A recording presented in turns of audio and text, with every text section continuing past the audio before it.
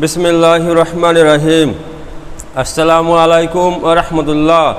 भाई साथी बिंदु आमादेर आलोच्य विषय 31 নম্বর पाठ दिनेर मेहनतेर गुरुत्व सम्पर्के दाওয়াতের गुरुत्व এই সম্পর্কে আমাদের দ্বিতীয় পাঠ আলহামদুলিল্লাহ। তো ভাই সাথী আল্লাহ সুবহানাহু ওয়া তাআলা মহান, যে আল্লাহ সুবহানাহু ওয়া তাআলা নিজ কুদরতের দ্বারাতে এই সমগ্র দুনিয়াকে বানিয়েছে। আসমান বানিয়েছে আল্লাহ সুবহানাহু ওয়া তাআলা, এই জমিন বানিয়েছে মহান আল্লাহ সুবহানাহু ওয়া তাআলা। এই জমিনের উপরে এবং আসমানের নিচে আমরা যা কিছু দেখছি এ সমস্ত কিছু বানানো আল্লাহ মালিক হয়েছে আল্লাহ। আর এই দুনিয়ার মধ্যে সব থেকে দামি করে বানিয়েছে আল্লাহ এই মানুষকে, আমাকে আপনাকে দামি করে বানিয়েছে, বলেছে সৃষ্টির সেরা জীব আশরাফুল মাখলুকাত। আর এই মানুষের সম্মুখে আছে ভাই আখেরাত। দুনিয়াটা হচ্ছে ক্ষণস্থায়ী জিন্দেগি, এই কথাটা আমাদের কিন্তু বুঝে আসে না। এটা আমাদের প্রত্যেকের দিলে বসাইতে হবে এবং এই জিকির করতে হবে যে দুনিয়া ক্ষণস্থায়ী, দুনিয়া ক্ষণস্থায়ী, এর কোনো মূল্য নাই। এই কথাটা বারবার বলতে হবে, কেননা এটা আমাদের বুঝে আসে না। আমরা জবানে বলি যে দুনিয়া ক্ষণস্থায়ী, কিন্তু এর বাস্তবতা আমাদের জিন্দগিতে নাই ভাই। ওই জন্য এই কথাটা দিলে তো বসিলেন যে দুনিয়া হচ্ছে ক্ষণস্থায়ী, কোনো মূল্য নাই। দুনিয়া হচ্ছে একটা ওয়েটিং রুম, বিশ্রামাগার। আসল জিন্দগিতে আমাদের আখেরাতে মৃত্যুতে শুরু হবে। আর সে আখেরাতে জিন্দগির কামিয়াবি সফলতা, এর জন্য আল্লাহ সুবহানাহু ওয়া তাআলা এই মানুষকে দিন দিয়েছেন, যাতে জ্ঞান বুদ্ধি আছে। পাগলের জন্য দিন নয়, কিন্তু যারা গরু ছাগল মুরগি ভেড়া গাছপালা এদের জন্য দিন নাই। দিন হয়েছে একমাত্র কি মানুষের জন্য, কেননা মানুষের সম্মুখে আছে আখেরাত। দুনিয়া যা কিছু দেখছি কি সেসব আমরা ফানা হয়ে যাবে, এসব মাটি হয়ে যাবে, এসব মাটি হয়ে যাবে। কিন্তু মানুষের ভাই মৃত্যু নাই। মানুষের মৃত্যু দিয়ে নতুন জিন্দগি শুরু হবে, সেটা হচ্ছে আখিরাতের জিন্দগি।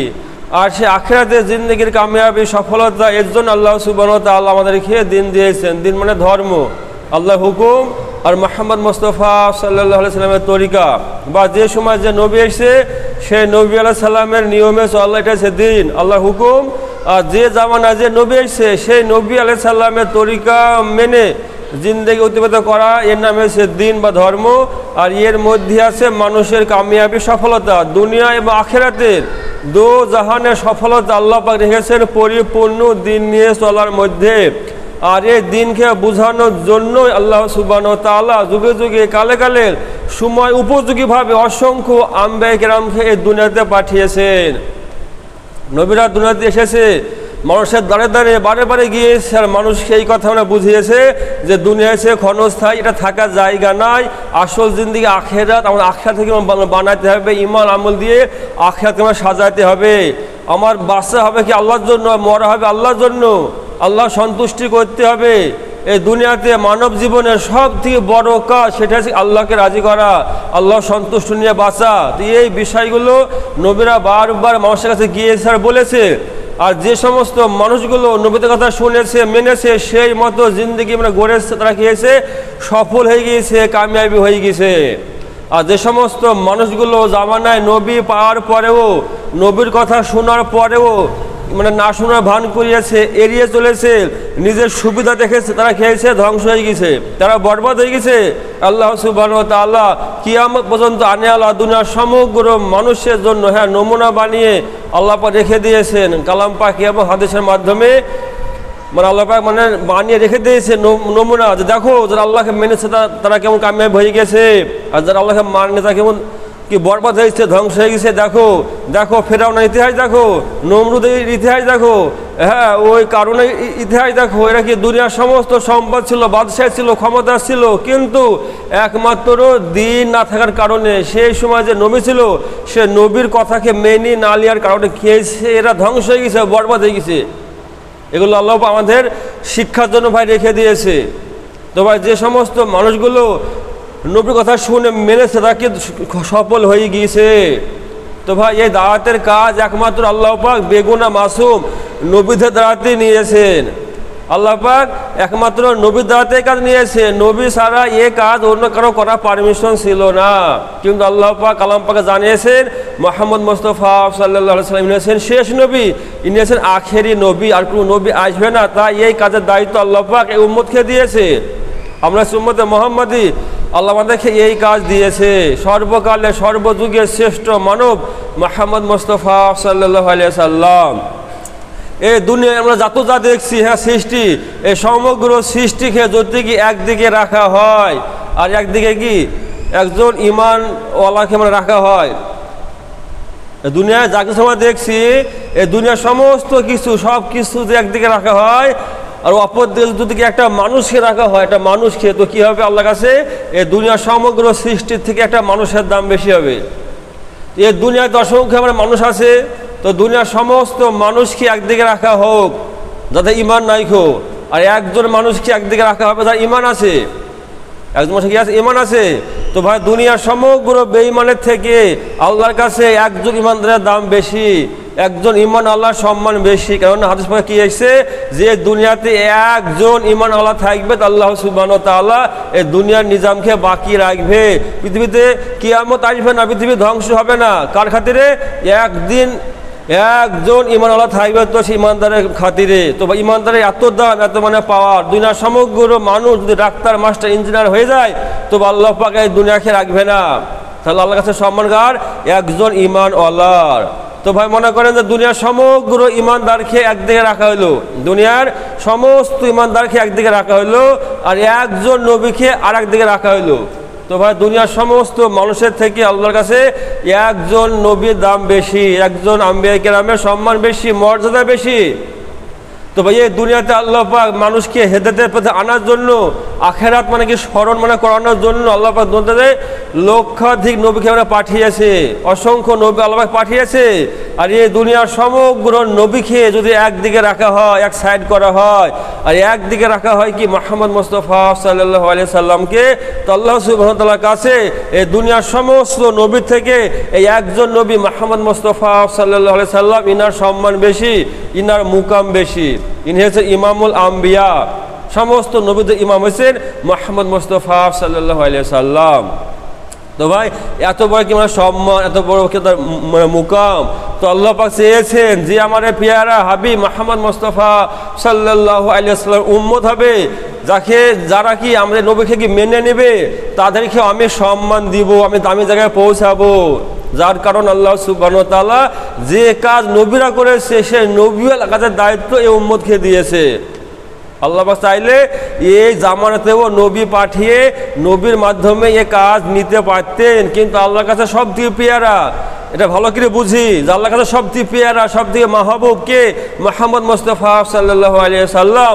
যার কারণ আল্লাহ পাক চেয়েছেন আমারে পেয়ারা, আমারে হাবিব, আমারে মহাব্বত নবী, ইনাদের উম্মত হবে, তারাও কি দামি হোক, সমস্ত নবীর উম্মত থেকে এই নবীর কি উম্মতের দাম মানে বেশি হোক, আল্লাহ পাক মর্যাদা দিতে চেয়েছেন। যার কারণে এই দামি কাজ দিয়েছেন। কেননা ভাই কাজের গুণে কি মানুষের পরিচয়, শুধু মানুষ বলি নয়, এই সমস্ত কিছু হ্যাঁ কাজের গুণে তার মানে পরিচয়।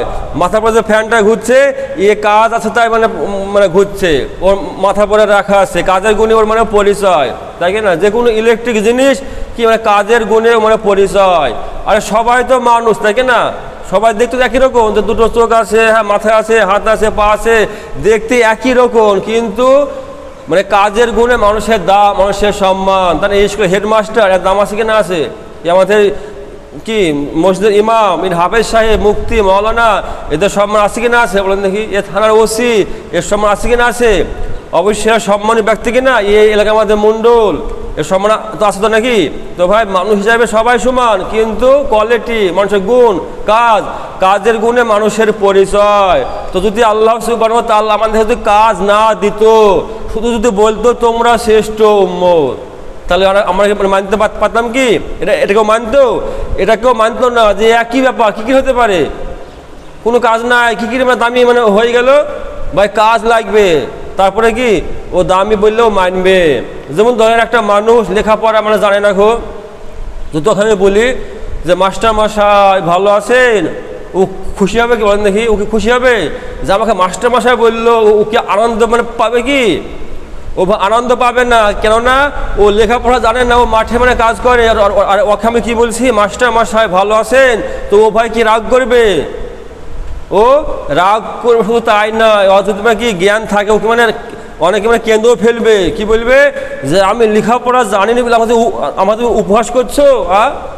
আমি না লেখাপড়া জানিনি, স্কুলে যাইনি, মাঠে কাজ করে যাইলে আমাকে উপহাস করছো, মাস্টার মশাই বলছো, আমাকে মাস্টার মশাই এগুলি কেন্দ্রে ফেলবে, কেননা ও সে যোগ্য না। কিন্তু ভাই মাস্টার মশাই এটা একটা সম্মানী মানে ব্যক্তি কিনা, এই যে মানে কথা বাক্য যে মাস্টার মশাই, এটা একটা সম্মান সুযোগ মানে বাক্য কিনা, এটা একটা ভালো মানে বাক্য, এটা কি এটা দামি একটা সম্মান। কিন্তু ও মানতে চাইবে না, কেন? ও সে যোগ্য নাই, ওই জন্যে ও মাস্টার না, ও লেখাপড়া জানে না, ওই জন্য মাস্টার বলে কী হবে, ও নিজেকে লজ্জিত মানে মনে করবে, আমাকে উপহাস করছে, হেও প্রতিপন্ন করছে, এটা ওরা ভাববে। ঠিক অনুরূপভাবে যদি আল্লাহ সুবহানাহু ওয়া তাআলা আমাদের কাজ না দিয়ে যদি বলে যে তোমরা শ্রেষ্ঠ উম্মত, তাহলে কি আমরা মানবো কি? কেউ মানে মানতে চাইবে না। ওই জন্য ভাই আগে কাজ দিয়েছে, সে কাজটা কি? দাওয়াতে ইলাল্লাহ। যে কাজ নবীরা করেছে সে নবীর কাছে দায়িত্ব উম্মতকে দিয়েছে। এরপর আল্লাহ কি বলছে যে তোমরাই শ্রেষ্ঠ উম্মত। আল্লাহ কি বলছে যে তোমরাই শ্রেষ্ঠ উম্মত, তোমাদের শ্রেষ্ঠ কারণ তোমরা মানুষকে ভালো দিকে ডাকবে আর খারাপ থেকে নিষেধ করবে, আল্লাহর প্রতি পরিপূর্ণ ঈমান আনবে। তো এই জন্য ভাই আমরা কি শ্রেষ্ঠ উম্মত। আমাদের শ্রেষ্ঠতার কারণ কি? যে আমরা মানুষকে ভালোর দিকে ডাকবো, এই কাজের জন্য আমরা হচ্ছি দামি, এর জন্য আমরা শ্রেষ্ঠ। মনে করেন ভাই একটা কুমোর যে মাটি হাঁড়ি করে মানে বানায় না কুমোর, তো সে কুমোর মাটির মানে ঠিলি মানে বানিয়েছে, যাতে করে মানে পানি মানে পান করা হয়তো আগে ছিল মাটির ঠিলি, ওতে পানি ঠান্ডা থাকে, গরমকালে মাটির ঠিলিতে পানি খাবেন, পানি ঠান্ডা থাকবে, পানির টপটি মানে গরম হবে না খুব। তো ভাই সে মাটির ঠিলি একটা কুমোর মানে বানিয়েছে 100টা, কটা বানিয়েছে? কুমোর মাটির ঠিলি বানিয়েছে 100টা ঠিলি মানে বানিয়েছে, একই রকম মানে সাইজ, দেখতে একই রকম মানে কি মানে পুরিছে, আর প্রত্যেকটা দাম দিয়েছে 50 টাকা। দাম কত? এক একটা ঠিলির দাম হচ্ছে 50 টাকা। এরকম ঠিলি বানিয়েছে 100টা, প্রত্যেকের দাম হচ্ছে 50 টাকা।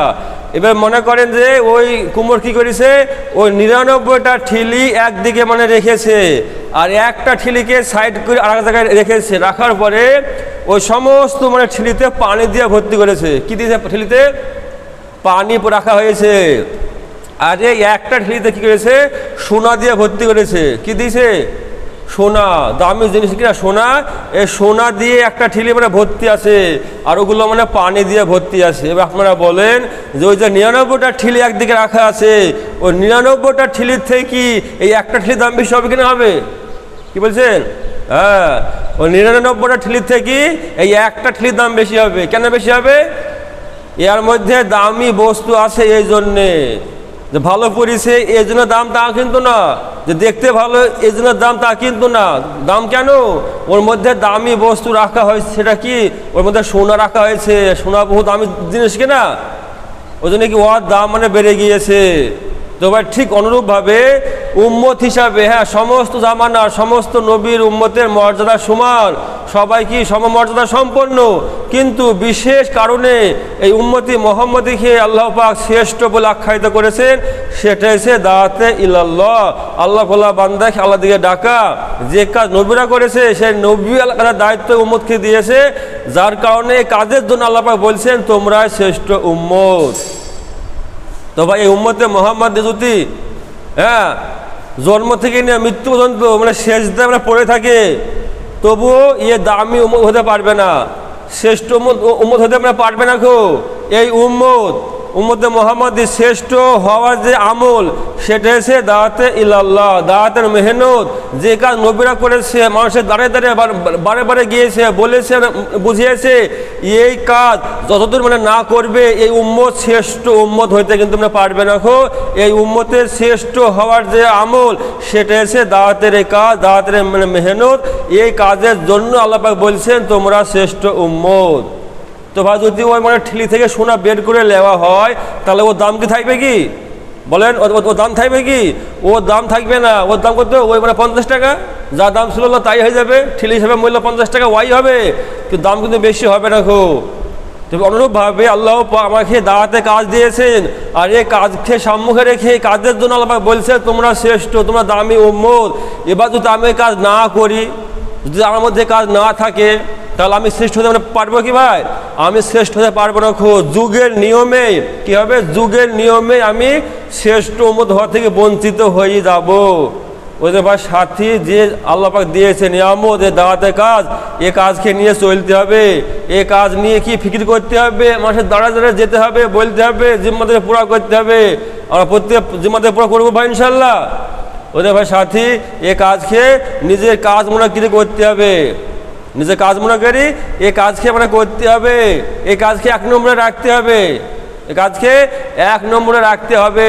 যেমন নামাজ আমরা প্রত্যেকদিন আদায় করি কিনা, তো ভাই দাওয়াতও কি প্রত্যেক দিনই যেতে হবে, বলতে হবে। আল্লাহ রসুল সাল্লাল্লাহু আলাইহি সাল্লাম সবসময় গিয়েছে, সবসময় আমরা বলেছে, কোনো দিন দিনের মেহনত থেকে খালি যায়নি খো। তো আমাদের সেই একই দায়িত্ব, একই জিম্মেদারি, যে তো আর কোনো নবী আসবে না, তা আমাদেরকে এই কাজ নিয়ে চলতে হবে, যেতে হবে, বলতে হবে। বা যাওয়া বলা বোঝাও না, এটা আমাদের প্রত্যেকের দায়িত্ব। আর হেদায়েতের মালিক হয়েছে আল্লাহ সুবহানাহু ওয়া তাআলা, হেদায়েতের মালিক আল্লাহ সুবহানাহু ওয়া তাআলা, যেতে হবে, বলতে হবে। অনেকে আমরা কি বলে যে আই কি রে বললে হবে, যে আসে সে অমনি আসবে, সে অটোমেটিক আসবে, বলতে হবে না খো, বুঝলে হবে না খো, বুঝলে হবে না খো, যে আসবে সে অমনি আসবে, এখন মানে বলে কি না। তো ভাই এই যে ভাই মূর্খের মূর্খ, আর কোনো মাথায় কোনো মানে কি মানে বুদ্ধি নাই, যে এই কথা বলে আর কোনো আক্কেলে নাই।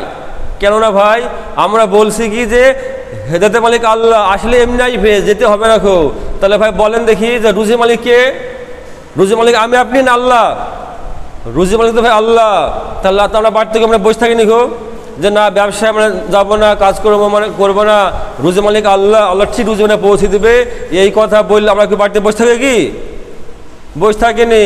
হ্যাঁ, তুমি খুব মানে বুদ্ধিমান সলিমদ্দি, তুমি দুনিয়া মানে করবার ব্যাপারে সকাল থেকে সন্ধ্যা মাথা ঘা মানে পায়ে ফেলি মানে ছুটবা, কেরালা চেন্নাই দুবাই মানে কি ছুটবা, ইনকামের জন্য মেহনত করবা, আর বলবা মুখে যে রুজি মালিক আল্লাহ। আর মেহনতের সময় কি বলবা, যে ও না বললে হবে, হেদায়েতের মালিক আল্লাহ, যে আসবে সে এমনি আসবে। ফেরেশতারা তো মানে রোগ ছুটি ফেলাবে, মরি দেখের মানে কবরে রোগ ছুটি ফেলাবে। ওই জন্য রুজির মালিকের বেলায় বলবো যে আল্লাহ, আর মানে গাথা মতো খাটবা, আর দিনের মেহনতের বেলাতে বললে কেন তো ও এমনি আসবে, এটা ভাই মানে ভুল কথা। ওই জন্য যেতে হবে, বলতে হবে। যেমন রুজির মালিক আল্লাহ, অনুরূপভাবে হেদায়েতের মালিকও আল্লাহ, কিন্তু আমাদেরকে যেতে হবে, খাটতে হবে, পরিশ্রম করতে হবে। যদি আমি বসে থাকি এখানে, আল্লাহ পাক রুজি আমাকে দিবে না। কেমন আল্লাহ আমাকে কি বিবেক দিয়েছে, আমার হাত দিয়েছে, পরিশ্রম করতে হবে। এটা পরীক্ষা যে আমি এই মানে শরীর দিয়ে আমি কোন রুজি মানে কি ইনকাম করবো, আমি হালাল পথে যাবো না হারাম পথে যাবো, এটা একটা পরীক্ষা। আল্লাহ এটা পরীক্ষা নিচ্ছে। ওদের ভাই মেহনত করতে হবে। আমি কতটা মানে মেহনত করলাম, আমি গিয়েছে কি না, এটা আল্লাহ দেখবে। আমার বড় কটা লোক নামাজি হয়েছে, এটা আল্লাহ দেখবে। কিন্তু আমাকে যেতে হবে, বলতে হবে, যাওয়া বলা আমার দায়িত্ব। ওই যে ফিকির করবো ভাই ইনশাল্লাহ। ওই যে ভাই আমরা ধোকায় মানে পড়বো রাখো, আমাদেরকে দাওয়াতে মেহনত করতে হবে, দাওয়াত দিতে হবে। কেননা এই দাওয়াত হচ্ছে কি উম্মতে মুহাম্মাদের মানে আসল কাজ, দাওয়াতে ইলাল্লাহ। এই কাজ হচ্ছে উম্মতে মুহাম্মাদের কাজ, আল্লাহ পাক দিয়েছে। এই কাজের কি মানে জিম্মাদারি পুরা করতে হবে। কাল কিয়ামতের মাঠে আমাদেরকে এই কাজ সম্পর্কে জিজ্ঞাসা করবে আল্লাহ সুবহানাহু ওয়া তাআলা। ওই যে আমাদেরকে ভাই কি এদিক ওদিক করলে হবে না, ফাঁকি দিলে হবে না গো। হ্যাঁ, ওই জন্য সময় লাগাইতে হবে। ওলামার দিন যেমন চাইছে আমাদেরকে সেরকম কিন্তু সময় লাগাইতে হবে। নিজের মন মানি করলে হবে না গো। আমাদের রাহাবার কারা হক কানে ওলামাই কেরাম, হক কানে ওলামাই কেরাম যেমন বলবে, যখন বলবে তখন সেমনভাবে আমাদেরকে যেতে হবে। মেহদের মাথাটাকে ঝাঁপিয়ে পড়তে হবে, নিজেকে কি মানে মিটাইতে হবে দিনের জন্য। যে মহলা বদিনী এ খতম হবে না যদি আমরা দিনের মেহনত না করি ভাই। ওদের ভাই আল্লাহ শুকুর যে বর্তমান জামানায় যে একটা দাওয়াতে মেহনত মুবারক মেহনত চালু হয়েছে, একে আমাকে আঁকড়িয়ে ধরতে হবে, দিয়ে এ মেহনত নিয়ে চলতে হবে। প্রত্যেক চলবো ভাই ইনশাল্লাহ। অনেকে আবার বলে আল্লাহ রাসূল সাল্লাল্লাহু আলাইহি ওয়াসাল্লাম দাওয়াত দিয়েছে অমুসলমানকে, আর তোমরা আবার মুসলমানকে দাওয়াত দাও। তো ভাই এসে একটা বড় বড় মূর্খামি, এসে একটা বড় বড় মূর্খামি, তাদের কোনো জ্ঞান নাই, খুব সাধারণ তারাই এই কথা আমরা বলে যে দাওয়াত দিয়েছে অমুসলমানকে।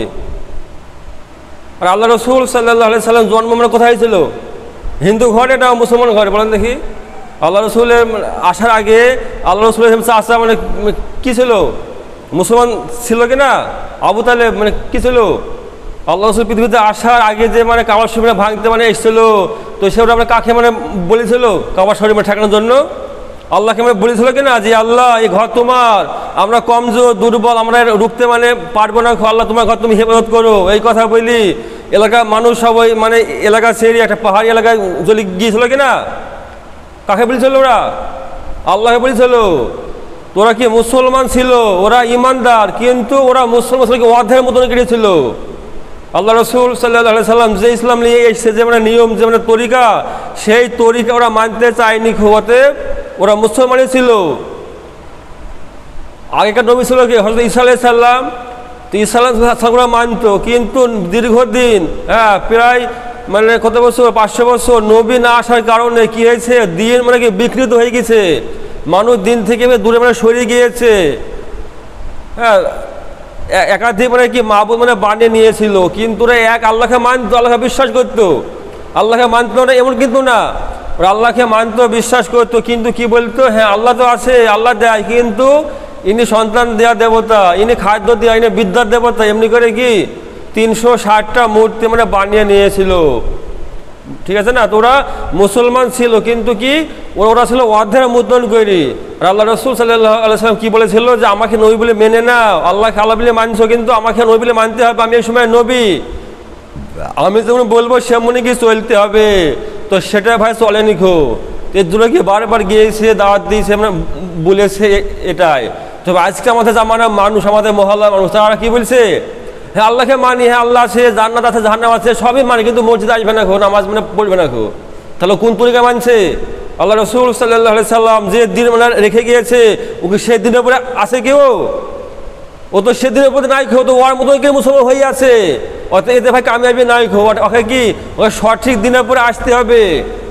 মুহাম্মদ মুস্তাফা সাল্লাল্লাহু আলাইহি সাল্লাম যে দিন ইসলাম রেখে গিয়েছে, সেই দিনের উপরে আসতে হবে। নিজের নফসকে কি মানে কুরবানি করতে হবে, নিজের খেয়াল, নিজের চাহিদা সব কিছু ত্যাগ করে একমাত্র মুহাম্মদ মুস্তাফা সাল্লাল্লাহু আলাইহি সাল্লামের যে নিয়ম, যে মানে তরিকা, এই তরিকা অনুযায়ী চলতে হবে। সেই জামানায়, সেই সময়কার কাফের বেঈমানরা ওরা ঈমান আনেনি মানে কেন? ওরা ঈমান আনেনি কেন? ও তো বুঝতো, জানতো যে আল্লাহ পাকের নবী সঠিক হক নবী, যা বলছে সব ঠিকই বলছে, কিন্তু মানেনি কেন? একমাত্র নাম মানার কারণ কি সেটাছে, আমার হুকুমও চলবে না, আমার লিডার, আমি যে মানে এলাকার মণ্ডল মাতাব্বরি, আমি এটা আমার চলবে না খো, এটা আমি মানতে পারবো না। এই জন্য ভাই কি ওরা কালেমা পড়েনি খো, ওই জন্য কি ইসলাম মানে কবুল মানে করেনি, কিন্তু আল্লাহকে ওরা মানতো, আল্লাহকে আল্লাহ বলতো। কিন্তু ভাই এই বলা কোনো কাজ আসবে না, কেননা আল্লাহ হুকুম আর মুহাম্মদ মুস্তাফা সাল্লাল্লাহু আলাইহি সাল্লামের তরিকা দুটো মিলেছে কি মানে দিন, দুটো মিলেছে ধর্ম, নেগেটিভ আর মানে পজিটিভ। যে মাথা পরে ফ্যান হচ্ছে কিনা, দুটো আছে না, নেগেটিভ পজিটিভ দুটো মানে আছে না, কিন্তু জ্বলবে না খো, ওই লাইট পাওয়া কিছু মানে চলবে না খো, সব বেকার হয়ে যাবে যদি নেগেটিভ পজিটিভ না থাকে। তবে আল্লাহর হুকুম আর মুহাম্মদ মুস্তাফা সাল্লাল্লাহু আলাইহি সাল্লামের তরিকা, এই দুটো একসঙ্গে মিলেছে দিন বা ধর্ম। কিন্তু ওরা আল্লাহকে মানছে, কিন্তু নবীর তরিকাকে মানতে রাজি নয়। তো ভাই বারবার গিয়েছে, বলেছে কি তোমার কালেমা পড়ে এলো, আমাকে নবী বলে মেনে নাও, আমার এই দিনে পরে এসো। কেননা আমি আসার আগ পর্যন্ত ওই ধর্ম ঠিক ছিল, কিন্তু এখন এই ধর্ম বাতিল হয়ে গেছে। এখন আমি যেটা বলবো এটা মানে ধর্ম, এটা মানে নিয়ম, এখন এই নিয়মই চলতে হবে। আমাদের এর আগে যে মানে প্রধানমন্ত্রী ছিল, হ্যাঁ যেরকম মানে টাকা ছিল, আমার সেই টাকা আমরা ব্যবহার মানে করতাম কিনা। এখন কি রাজা আসলো, রাজা পাল্টালো, ও কী গেলো টাকা মানে পাল্টে দিল, তো এখন সে আগেকার টাকা চলছে আমাদের? চলছে না। এখন 2025 সাল, আগেকার টাকা কিন্তু চলবে না, এখন কি এই টাকাই মানে ব্যবহার করতে হয়েছে। ঠিক অনুরূপভাবে যখন যে নবী এসে, তো আগেকার গেলে কি মানে মনসুখ হয়ে গেছে, সেগুলো আর করতে হবে না। এখনকার যে হুকুম, সে হুকুম মোতাবেক চলতে হবে। তো ওরা নিজে মানে কি মানে নিজে আমিত্ব খেয়ে মেটাতে মানে চাইনি খো, তো ওদেরকে মানে দাওয়াত দিতে হয়েছে, বারবার বলতে হয়েছে। এছাড়াও মানে একদম গোড়ায় মানে যান, একদম গোড়া, সেটা কি আল্লাহ সুবহানাহু ওয়া তাআলা দুনিয়াতে প্রত্যেকটা সন্তানকে মুসলমান করিয়ে মানে পাঠায়। প্রত্যেকটা মুসলমান ইমানদার যারা বাচ্চা ছেলে, তারা মরে গেলে কি জান্নাত যাবে। সে হোক সে জন্মদার হিন্দু, খ্রিস্টান, ইহুদি বা নাসারা, যেখানে হোক না কেন, প্রত্যেকটা শিশু কি জন্মসূত্রে মুসলমান হয়ে আসে, আল্লাহকে ইমানদারের করিয়ে মানে পাঠায়। কিন্তু তারা যে মানে কৃষ্টি কালচার, বাপদাদার যে মানে কি ধর্ম, তারা যে নিয়মে চলছে, মানে কি মানে প্রভাব এলাকার, সে মধ্যে তারা কি গড়ে ওঠে, কিন্তু সে মুসলমান হয়ে আসে। তো ভাই ওরা মুসলমানকে দাওয়াত দিয়েছে, আল্লাহ রসুল দাওয়াত দিয়েছে কাকে? মুসলমানকে দাওয়াত দিয়েছে।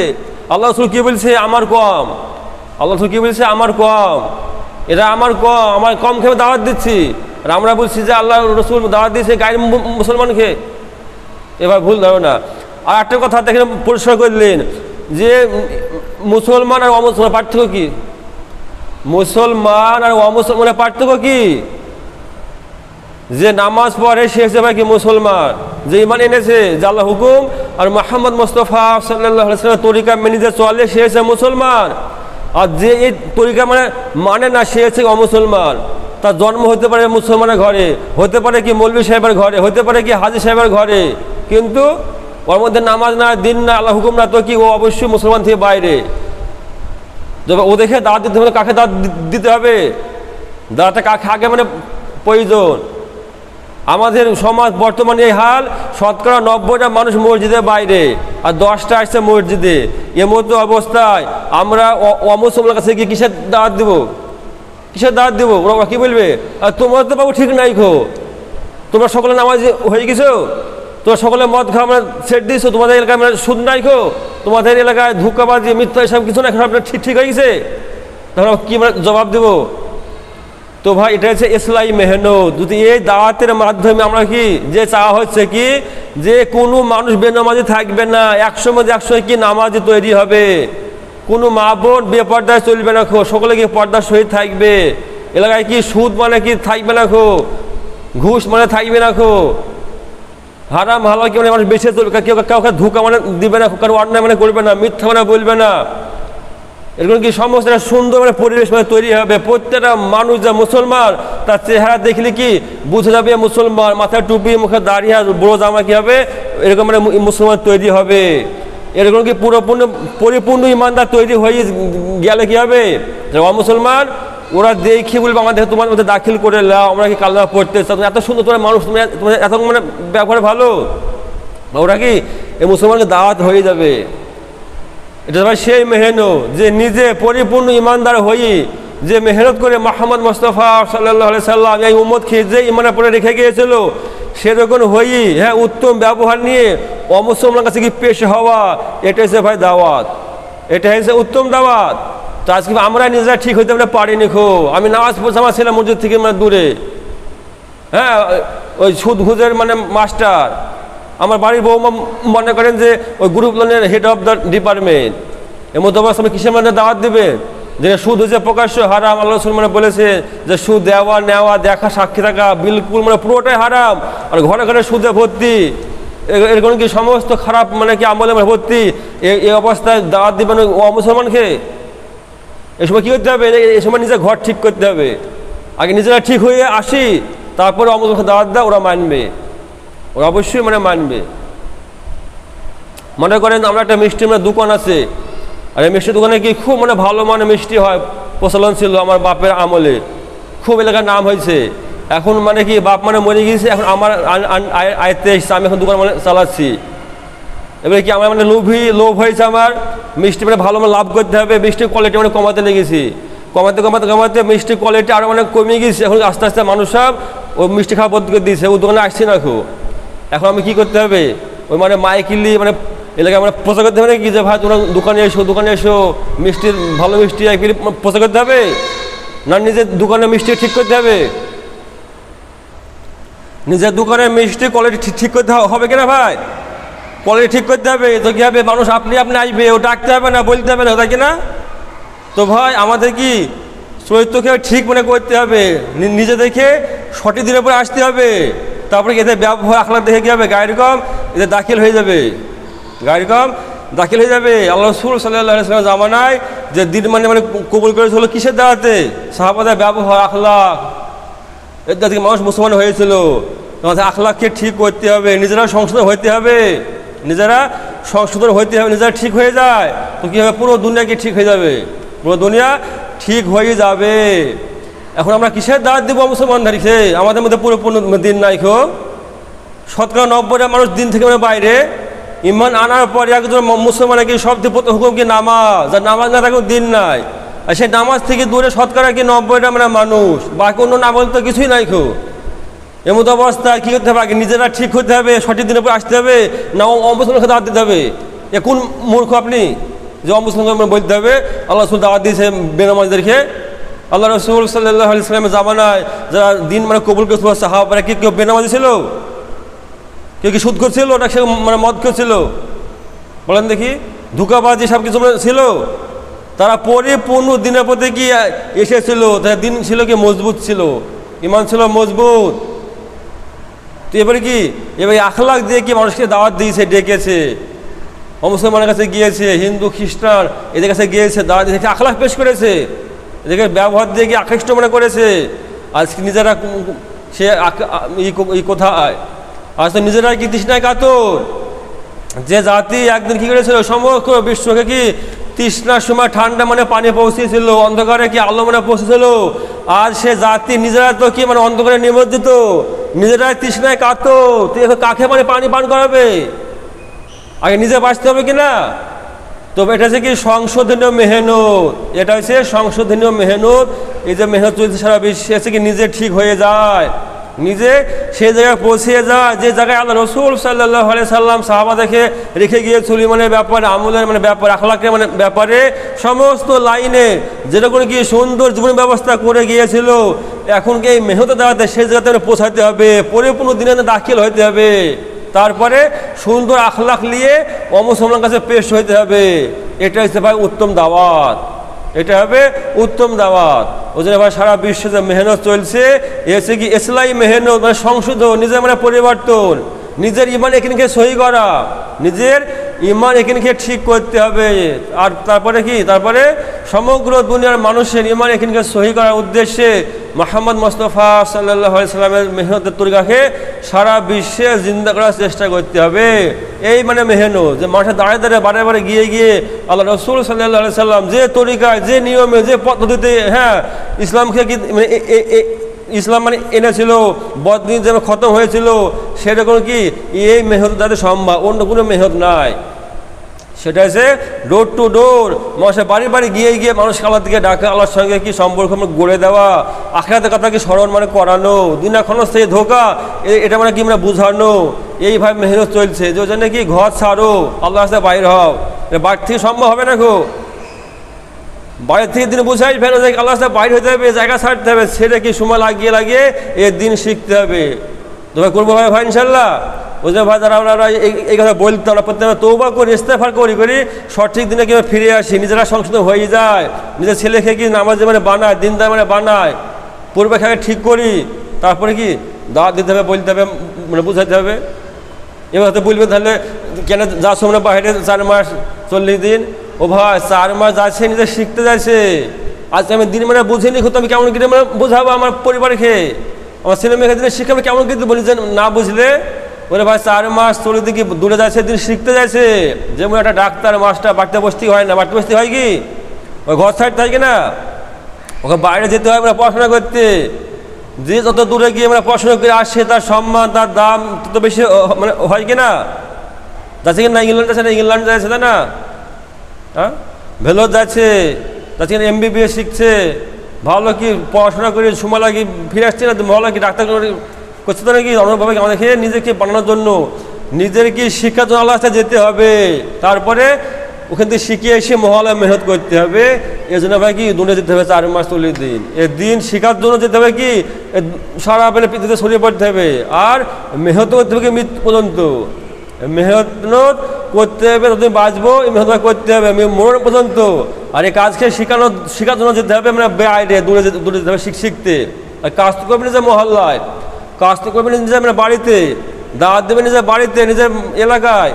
আর কাজ শেখার জন্য ভাই যেতে হবে দূরে, অনেক দূরে গিয়ে দিন শিখে আসতে হবে, 4 মাস 40 দিন সময় লাগিয়ে শিখে আসতে হবে।